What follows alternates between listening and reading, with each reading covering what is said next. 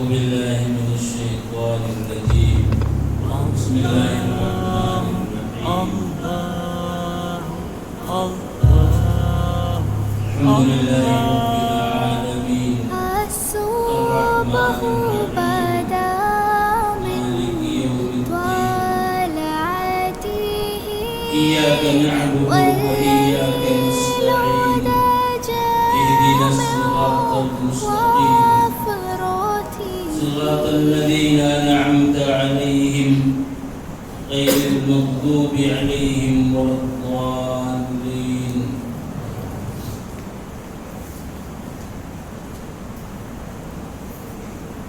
دینی بھائیوں، بزرگوں، مصلیان مسجد، اللہ رب العزت کا یہ فضل و کرم ہے، اس کا احسان ہے کہ مسلسل 2 رمضان کے انقطاع کے بعد آج ہم پھر ایک بار اس مسجد میں اکٹھے ہوئے ہیں۔ ان 2 سالوں میں اس طرح کے حالات رہے ملک کے، پوری دنیا کے، اور کس طرح سے پوری دنیا میں لوگ پریشان رہے، یہ سب آپ جانتے ہیں۔ پچھلے رمضان ہی کی بات ہے کہ اتنی شدید لہر تھی کہ لوگ پریشان ہو کر کے رہ گئے تھے۔ ظاہر ہے کہ اللہ رب العالمین نے ہماری حفاظت کی، ہم پر کرم فرمایا، اور پھر اس رب ذوالجلال نے ہمیں اس مسجد میں اس نیک کام کے لیے اکٹھا فرما دیا۔ یہ اس کا فضل ہے، یہ اس کا احسان ہے۔ ہم جتنا ہی اس کا شکر ادا کریں یہ کم ہے، اور ظاہر ہے کہ انتہائی نیک کام کے لیے ہم اکٹھے ہوئے ہیں۔ اللہ کی عبادت کے لیے ہمارا یہاں جمع ہونا ہوا ہے۔ ابھی ہم نے قرآن کریم کو سنا ہے تراویح کی نماز میں، اور اب جو ہم سن رہے ہیں یہ بھی قرآن ہی سن رہے ہیں۔ ہم نے تراویح کی نماز میں قرآن کریم کے الفاظ کو سنا ہے، اور اب جو ہم سنیں گے یہ قرآن کریم کے معانی ہیں، اس کی تفسیر ہے، اس کا معنی و مفہوم ہے، اور جتنی اہمیت قرآن کریم کے الفاظ کی ہے اتنی ہی اہمیت اس کے معانی کی بھی ہے، اس کی تفسیر کی بھی ہے۔ ایک مسلمان جہاں اس بات کا پابند ہے کہ وہ قرآن کے الفاظ کو سیکھے، قرآن کریم کا پڑھنا سیکھے، وہیں وہ اس بات کا بھی پابند ہے کہ وہ قرآن کریم کے معنی و مفہوم کو بھی جانے، وہ اس بات کو جانے کہ اللہ رب العالمین نے اس میں کیا پیغام دیا ہے، کیا میسج دیا ہے انسانیت کو، مسلمانوں کو، اور کون سی بات اللہ رب العالمین نے کہی ہے، یہ ایک مسلمان کے لیے جاننا ضروری ہے۔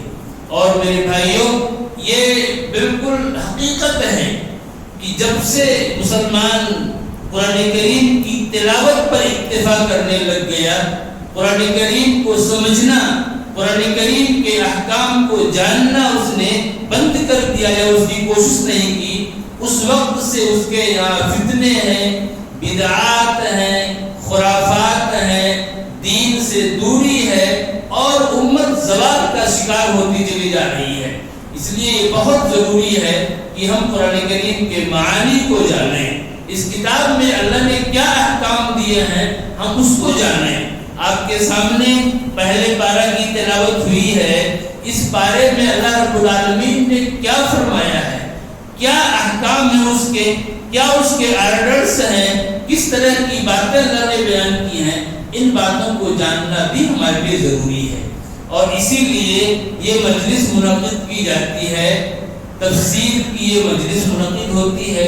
ظاہر ہے کہ یہ مجلس مختصر ہوتی ہے، ٹائم کم ہوتا ہے، اور ایسا نہیں ہو سکتا کہ اس چھوٹے سے وقت میں پورے پارے کی تفسیر آپ کے سامنے رکھ دی جائے، یہ ممکن ہی نہیں ہے، بلکہ وقت کی رعایت کرتے ہوئے اس پارے میں موجود باتیں جو اہم سمجھی جاتی ہیں وہ آپ کے سامنے رکھی جاتی ہیں۔ پورے پارے کی تفسیر نہیں ہو سکتی، لیکن جتنی باتیں آتی ہیں الحمدللہ وہ باتیں مضبوط ہوتی ہیں، مستند ہوتی ہیں، مستند تفاسیر کی روشنی میں ہوتی ہیں۔ جو معنی آپ کو بتایا جائے گا وہ معنی بھی مستند ہوگا، اور اگر کوئی واقعہ پیش کیا جاتا ہے تو واقعہ بھی صحیح ہوگا، اور ایسے ہی جو احکام بتائے جائیں وہ بھی دلائل کی روشنی میں ہوں گے۔ اس وجہ سے آپ توجہ کے ساتھ اور غور کے ساتھ ان باتوں کو آپ سنیں۔ آج آپ نے پہلے پارے کا سماعت کیا ہے۔ اس پارے میں پہلی سورت الفاتحہ ہے، چھوٹی سی سورت ہے، یعنی اپنے الفاظ کے اعتبار سے چھوٹی سی سورت ہے، لیکن معنی کے اعتبار سے، معنی و مفہوم کے اعتبار سے عظیم ترین سورت ہے۔ صرف 7 آیتیں ہیں اس سورت میں، لیکن اللہ رب العالمین نے 7 آیات کے اندر پورے قرآن کے معنی و مفہوم کو سمیٹ دیا ہے۔ کس طرح سے یہ اللہ رب العالمین ہی کی قدرت ہے، ورنہ کسی انسان کے بس کی بات نہیں کہ وہ اتنے سارے معانی کو ان 7 آیتوں میں بیان کر دے، کسی انسان کے بس کی بات نہیں ہے۔ یہ اللہ رب العالمین کی قدرت ہے کہ اللہ رب العالمین نے پورے قرآن کا خلاصہ، پورے قرآن کا نچوڑ ان 7 آیات میں پیش کر دیا ہے، اور ایسے انداز میں اللہ رب العالمین نے بیان کیا ہے کہ ایک انسان کے لیے تعلیمات ہی تعلیمات ہیں، آداب ہی آداب ہیں۔ ایک انسان کا معاملہ اپنے رب کے ساتھ کیسا ہو، ایک انسان کو اپنے رب سے کیسے مانگنا ہے، کیا کرنا ہے، ان تمام باتوں کو اللہ نے بیان کر دیا ہے یہاں پر۔ یہ سورت الفاتحہ آپ جب قرآن کھولتے ہیں تو پہلی سورت یہی آپ کو نظر آتی ہے۔ تو گویا کہ مصحف میں قرآن کے اعتبار سے، قرآن کی ترتیب کے اعتبار سے یہ پہلی سورت ہے، اور نزول کے اعتبار سے، قرآن کی آیات کے اترنے کے اعتبار سے بھی یہ پہلی سورت ہے۔ اس سے پہلے آیتیں اتری ہیں، سب کو معلوم ہے کہ سب سے پہلے سورہ علق کی 5 آیتیں نازل ہوئی، اقرا بسم ربک الذی خلق، یہ سب سے پہلے نازل ہوئی، اور اسی طریقے سے اس کے بعد پھر سورہ مدثر کی شروع کی آیتیں نازل ہوئی، اور پھر بسم اللہ الرحمن الرحیم کا نزول ہوا۔ تو یہ آیات ہیں، اس سے پہلے آیتوں کا نزول ہوا ہے، لیکن اس سے پہلے پوری سورت کوئی نازل نہیں ہوئی۔ پوری سورت، ایک کمپلیٹ سورت سب سے پہلے جو نازل ہوئی وہ سورت الفاتحہ ہے۔ سورت الفاتحہ یہ سورت ہے، اس سورت کو آپ دیکھیے، اتنی اہم ہے کہ اللہ رب العالمین نے اس سورت کو 7 مثانی کہا، اور اس کو قرآن عظیم بھی کہا اللہ رب العالمین نے۔ وَلَقَدْ آتَيْنَاكَ سَبْعًا مِنَ الْمَثَانِي وَالْقُرْآنَ الْعَظِيمِ، اے نبی ہم نے آپ کو 7 مثانی دیا ہے، 7 ایسی آیتیں جو دہرائی جاتی ہیں، اور قرآن عظیم ہم نے آپ کو عطا کیا ہے۔ یہ 7 آیتیں بار بار پڑھی جاتی ہیں۔ نماز آپ پڑھتے ہیں، جتنی رکعتیں آپ پڑھیں گے اتنی بار سورۃ الفاتحہ کو پڑھیں گے آپ۔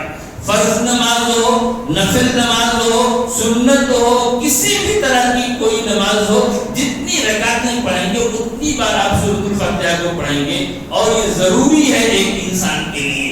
رسول اکرم صلی اللہ علیہ وسلم کو فرمان ہے کہ لا صلاۃ لمن لم یقرأ بفاتحۃ الکتاب، جو شخص سورہ فاتحہ کو نہ پڑھے اس کی نماز ہی نہیں ہے۔ ایک انسان قرآن سے کہیں سے بھی پڑھ لے لیکن سورہ فاتحہ کو نہ پڑھے تو ہمارے نبی کا فرمان ہے کہ اس کی نماز نہیں ہوگی۔ یہ اس صورت کی اہمیت ہے. اس صورت کے مختلف نام ہیں. ایک تو سورۃ الفاتحہ ہی ہے، اس کے علاوہ کافیہ ہے، وافیہ ہے، ایک نام اس کا شفا بھی ہے. اللہ نے اس صورت میں شفا رکھی ہے. اور اس کا ایک نام صلاۃ بھی ہے، نماز. ایک نام اس کا صلاۃ بھی ہے. یعنی اللہ نے اس کو سورۃ الفاتحہ کو حدیث قدسی میں اللہ نے اس کو صلاۃ کہا، اس کو نماز کہا. یعنی اس کے بغیر ایک انسان کی نماز نہیں ہوگی. ایک انسان کو نماز میں صورت پڑھنی ہے. امام ہو تو بھی پڑھے گا، مقتدی ہو تو بھی پڑھے گا، فرض نماز ہو تب بھی اسے پڑھنا ہے، اور اس کے علاوہ جو ہے نفل نماز ہو تب بھی اسے پڑھنا ہے، تنہا نماز پڑھ رہا ہے تب بھی پڑھنا ہے، جماعت کی نماز ہے تب بھی پڑھنا ہے. ہر حال میں اس کو یہ صورت پڑھنی ہے. کتنی اہم صورت ہے. اس صورت کو دیکھیے اللہ نے کیا فرمایا، الحمدللہ رب العالمین. تمام تعریف اللہ کے لیے، اللہ ہی کے لیے تعریف ہے. ساری کی ساری تعریف اللہ کے لیے ہے. کیوں؟ صرف اللہ کے لیے تعریف کیوں ہے؟ اس لیے کہ سارا فضل، سارا احسان سب اللہ کی طرف سے ہے. ساری خوبیاں سب اللہ کے اندر ہیں. ایک انسان کے یہاں اگر کوئی خوبی آپ کو نظر آتی ہے تو بھی اللہ کی طرف ہی سے ہے. ایک انسان کے یہاں اگر آپ کوئی تخلیق دیکھتے ہیں، کوئی کوئی پروڈکشن دیکھتے ہیں، کوئی اور چیز دیکھتے ہیں، تو وہ سب اللہ رب العالمین ہی کی طرف سے ہے. اللہ ہی کی عطا کرتا ہے، اللہ ہی کا دیا ہوا ہے. اس لیے کیا فرمایا، الحمدللہ رب العالمین. تمام تعریف اللہ کے لیے ہے. کیوں؟ رب العالمین ہے، وہ سارے عالم کا، سارے جہان کا، ساری مخلوقات کا پالنہار ہے. اس دنیا میں نہ جانے کتنی مخلوقات ہیں، اللہ ہی جانتا ہے.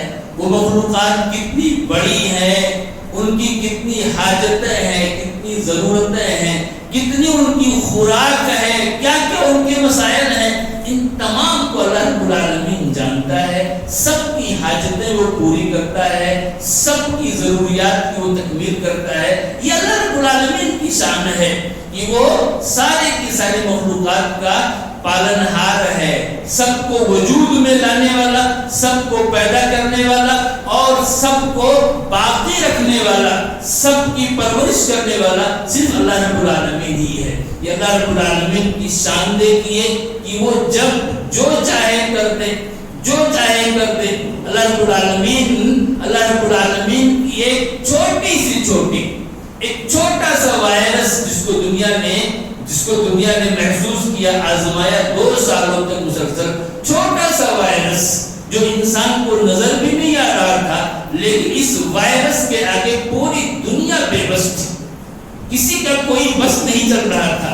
بڑی سے بڑی طاقتیں جن کے یہاں بڑی ترقیات ہیں، ان کے یہاں میڈیکل سائنس کو بہت زیادہ ترقی ہے، لیکن وہ بھی اس وائرس کے سامنے بے بس تھی. یہ اللہ رب العالمین کی قدرت ہے. تو وہ سب کا پالنہار ہے. اور الرحمن الرحیم، وہ رحمان ہے، رحیم ہے، بہت رحم کرنے والا، نہایت مہربان. اللہ رب العالمین انتہائی رحیم ہے، بہت رحم کرنے والا. کس طرح کی اس کی رحمت ہے، ہم سب اس کی رحمت کے سہارے ہی جی رہے ہیں. ساری کی ساری مخلوق اللہ کی رحمت کے سہارے جی رہی ہے. سارے کام اس کے رحم و کرم ہی سے ہو رہے ہیں. ایک انسان بھی دیکھیے اللہ کے رحم میں اور انسان کے رحم و کرم میں کتنا فرق ہے. اللہ رب العالمین کا جو رحم و کرم ہے اس میں وسعت ہے. مخلوق کی تمام ضرورتوں کے مطابق اس کا رحم ہے. اللہ کے علاوہ کسی کے اندر یہ پاور نہیں، یہ کیپیسٹی نہیں ہے. اور دوسری چیز یہ ہے کہ اللہ رب العالمین کا جو رحم ہے، اللہ کی جو رحمت ہے، تو وہ رحمت اور مخلوق کی رحمت دونوں میں فرق ہے. ایک انسان اگر آپ کے ساتھ کوئی بھی بھلائی کرے گا تو وہ کہیں نہ کہیں اس کا بدلہ چاہے گا. بالکل، چاہے وہ بدلہ آپ سے چاہے یا اس کا کوئی اور مقصد ہو کہ لوگ جان لیں کہ بہت ہی بڑا انسان ہے، یا وہ اللہ رب العالمین سے اس کا بدلہ چاہے گا، کہیں نہ کہیں وہ بدلہ چاہے گا. یہ اللہ رب العالمین ہی کی ذات ہے جس کا رحم و کرم پوری مخلوق کو عام ہے اور بالکل بے لوث ہے. اللہ رب العالمین کو اپنی مہربانی کے لیے، اپنے رحم و کرم کے لیے کسی سے کوئی بدلے کی ضرورت نہیں ہے. آپ کہیں گے ہم نماز پڑھتے ہیں، اللہ کی عبادت کرتے ہیں اور اللہ رب العالمین تسبیحات کرتے ہیں، ساری چیزیں کرتے ہیں. یہ چیزیں دراصل ہم کرتے ہیں تو یہ ان کی حاجت اللہ کو نہیں ہے. ایسا نہیں کہ ہماری نمازوں کی اللہ کو ضرورت ہو، ہماری عبادات کی اللہ کو ضرورت ہو، نہیں. یہ سب کچھ ہم اپنے لیے کر رہے ہیں، یہ سب ہم اپنے رب کو راضی کرنے کے لیے کر رہے ہیں. اللہ رب العالمین کی جو بھی رحمت ہے، جو شفقت ہے، جو مہربانی، سب کیا بے لوث. الرحمن الرحیم، مالک یوم الدین، بدلے کے دن کا مالک ہے. اس دن کسی کی کوئی ملکیت نہیں، کوئی حکومت نہیں کسی بھی طرح کی، صرف اور صرف اللہ رب العالمین ہی کی حکومت ہوگی. کہا جائے گا لمن الملک اليوم للہ الواحد القہار. آج کے دن کس کی بادشاہت ہے؟ جواب ہوگا کہ ایک اللہ کی جو تنہا ہے، یکتا ہے اور غالب ہے. ایاک نعبد و ایاک نستعین. اے رب، ہم تیری ہی عبادت کرتے ہیں، صرف تیری عبادت کرتے ہیں اور صرف تجھ سے مدد طلب کرتے ہیں. یعنی بندے نے پہلے اللہ کی تعریف کی اور اس کے بعد اللہ رب العالمین سے اپنے تعلق کو بیان کیا. اس کے بعد پھر دعا ہے اہدنا الصراط المستقیم، تو ہمیں سیدھی راہ دکھا دے. سیدھی راہ کون سی؟ آگے اس کا بیان صراط الذین انعمت علیہم، ان لوگوں کی راہ، ان کا راستہ جن پر تو نے انعام کیا ہے. اللہ نے کن پر انعام کیا؟ انبیاء پر انعام کیا، شہداء پر انعام کیا، صالحین پر انعام کیا. یہ وہ لوگ ہیں جن پر اللہ نے انعام کیا. تو ایک انسان جب یہ آیت پڑھتا ہے تو وہ اللہ سے یہ دعا کرتا ہے کہ اے اللہ تو مجھے وہی راستہ دکھا جس راستے پر تیرے نیک بندے چلے ہیں، انبیاء کرام چلے ہیں، صحابہ کرام چلے ہیں، شہداء اور صالحین چلے ہیں. تو ان کی راہ پر ہمیں چلا، غیر المغضوب علیہم ولا الضالین. ان کے راستے پر تو ہمیں نہ چلا جن پر تیرا غضب ہوا ہے اور جو گمراہ ہو کر کے رہ گئے ہیں، ان کی راہ پر تو ہمیں نہ چلا. ایک انسان یہ دعا کرتا ہے. علماء کرام نے، مفسرین نے لکھا ہے کہ مغضوب علیہم سے مراد یہود ہیں، یہودی، اور ضالین سے مراد نصارہ ہیں، کرسچین، نصرانی، یہ مراد ہیں. تو ایک انسان دعا کرتا ہے نماز کی ہر رکعت میں دعا کرتا ہے کہ اے اللہ تو مجھے یہودیوں کے راستے سے بچا لے، اے اللہ تو مجھے نصرانیوں کے راستے سے بچا لے. ایک انسان آ کر کے یہاں دعا کرتا ہے، ایک مسلمان، اور پھر جب وہ باہر نکلتا ہے تو انہیں کی تقلید کرتا، انہیں کی پیروی کرتا، ان کے ایک چیز کو اختیار کرتا ہے ایک انسان، اس لیے کہ وہ سمجھتا نہیں اس نے کیا دعا کی ہے. یہ سورہ فاتحہ ہے میرے بھائیوں. اس میں آپ دیکھیں کتنے اختصار کے ساتھ اللہ نے مختصر الفاظ میں کتنے معانی کو رکھ دیا ہے. یہ صورت ہے پورے قرآن کا خلاصہ، پورے قرآن کا نچوڑ، پورے قرآن کی بنیاد، پورے قرآن کی اساس ہے. اور جب بندے نے یہ دعا کی اہدنا الصراط المستقیم، تو مجھے سیدھی راہ دکھا دے، تو اللہ نے اس کے جواب میں کیا کیا؟ پورے قرآن کو اس کے سامنے رکھ دیا. پورے قرآن کو کہ تم صراط مستقیم کی دعا کر رہے ہو. صراط مستقیم یہ کتاب ہے، یہ کتاب ہے، یہ قرآن کریم اور اس کی تفسیر، نبی پاک کی احادیث، یہی صراط مستقیم ہے. اگر ایک انسان ان دونوں کو چھوڑ کر کے کسی اور راستے کو اختیار کرتا ہے تو وہ صراط مستقیم پر نہیں ہو سکتا ہے. اگر کوئی انسان یہ سمجھتا ہے کہ وہ قرآن کریم کو چھوڑ کر کے وہ ہدایت کو پا سکتا ہے تو یہ چیز بالکل ہی بے بنیاد ہے اور اس کی کوئی حیثیت نہیں ہے. اس لیے میرے بھائیوں، اللہ نے یہ بتا دیا کہ تمہیں اگر صراط مستقیم چاہیے تو تم قرآن کو مضبوطی کے ساتھ پڑھو. قرآن کی تفسیر، نبی پاک کی احادیث، ان کو مضبوطی کے ساتھ پکڑو، اور اگر ان کو مضبوط پکڑے رہو گے تو گمراہ نہیں ہو سکتے۔ نبی پاک نے فرمایا ترکت فیکم امرین لن تضلوا ما تمسکتم بہما کتاب اللہ و سنتی، میں تمہارے درمیان دو چیزیں چھوڑ کے جا رہا ہوں، جب تک ان کو مضبوط پکڑے رہو گے گمراہ نہیں ہو سکتے۔ ایک اللہ کی کتاب ہے اور دوسری چیز کیا ہے؟ میری سنت ہے۔ آج جو اتنے فرقے ہیں مسلمانوں میں، اتنی جماعتیں ہیں، اتنے طریقے ہیں، اور اس طرح سے ہماری جو رنگ برنگی نمازیں نظر آتی ہیں مختلف طرح کی، ہماری عبادتوں میں اختلافات موجود ہیں، ہمارے عقائد الگ الگ ہو چکے ہیں، یہ تمام چیزیں کیوں ہیں؟ یہ اس بنیاد پر ہیں کہ ہم قرآن سے اور حدیث سے دور جا چکے ہیں۔ قرآن و حدیث سے رشتہ مضبوط نہ ہونے کی بنیاد پر یہ جماعتیں اور یہ فرقے موجود ہیں، ورنہ اگر آپ دیکھیں کہ صحابہ کرام کے دور کو، تو صحابہ کرام کے دور میں آپ کو کوئی جماعت نہیں نظر آئے گی، صرف ایک جماعت ملے گی، ایک جماعت، اس کے علاوہ کوئی جماعت نہیں ملے گی، کوئی فرقہ بازی نہیں ملے گی، الگ الگ طرح کے عقائد نہیں ملیں گے، الگ الگ نظریات نہیں ملیں گے، اس طرح کی کوئی چیز آپ کو پورے دور صحابہ میں نہیں ملے گی۔ اور یہ دور کوئی بہت شارٹ دور نہیں، بلکہ آپ بھی دیکھیے 110 ہجری تک آخری صحابی کا انتقال 110 ہجری میں، اس وقت تک آپ دیکھیں گے تو آپ کو ان کے صحابہ کے یہاں کوئی جماعت نظر نہیں آئے گی۔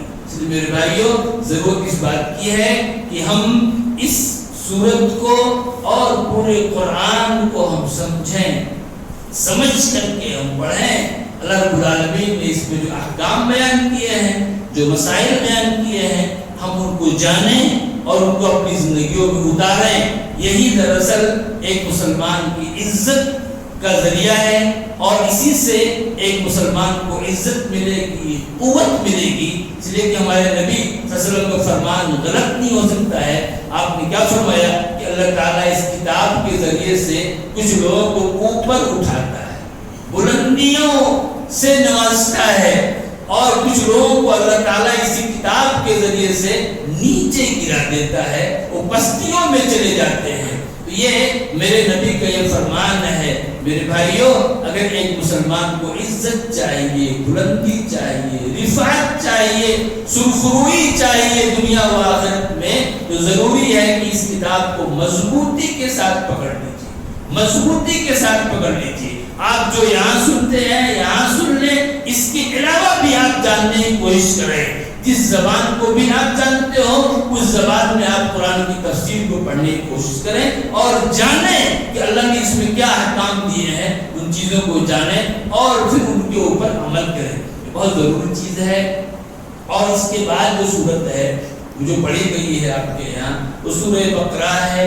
سورہ بقرہ یہ بہت ہی لمبی صورت ہے، بلکہ قرآن کریم کی سب سے لمبی صورت سورہ بقرہ ہی ہے، اور بہت ہی اہم صورت ہے سورہ بقرہ۔ یہ صورت خود بھی لمبی ہے، اور اس صورت میں سب سے لمبی آیت آپ کو قرآن کی اسی صورت میں ملے گی، اور سب سے عظیم آیت جس کو آپ آیت الکرسی کہتے ہیں وہ بھی اسی صورت ہی میں ہے۔ یہ صورت بہت زیادہ فضیلت والی صورت سورہ بقرہ ہے۔ رسول اکرم صلی اللہ علیہ وسلم نے سورہ بقرہ کو خاص طور سے پڑھنے کی آپ نے ہدایت کی ہے کہ گھروں میں سورہ بقرہ کی تلاوت کی جائے۔ ایک انسان اگر سورہ بقرہ کی تلاوت کا اہتمام کرتا ہے تو وہ شیطان کے شر سے، اس کے فتنے سے اور اس کے گمراہ کرنے سے وہ محفوظ رہے گا، اس لیے ہمیں اس کا اہتمام کرنا چاہیے۔ اللہ رب العالمین نے اس صورت کے اندر اتنے احکام بیان کیے ہیں، اتنے مسائل بیان کیے ہیں کہ اتنے احکام و مسائل آپ کو کسی اور صورت میں نہیں ملیں گے۔ سورہ بقرہ میں اتنے بیان کیے گئے ہیں، اور ایسے ہی پچھلی قوموں کے واقعات، یہود کے، نصارہ کے، دوسری اور قوموں کے واقعات کو اللہ نے اس صورت میں بہت ہی تفصیل کے ساتھ بیان کیا ہے۔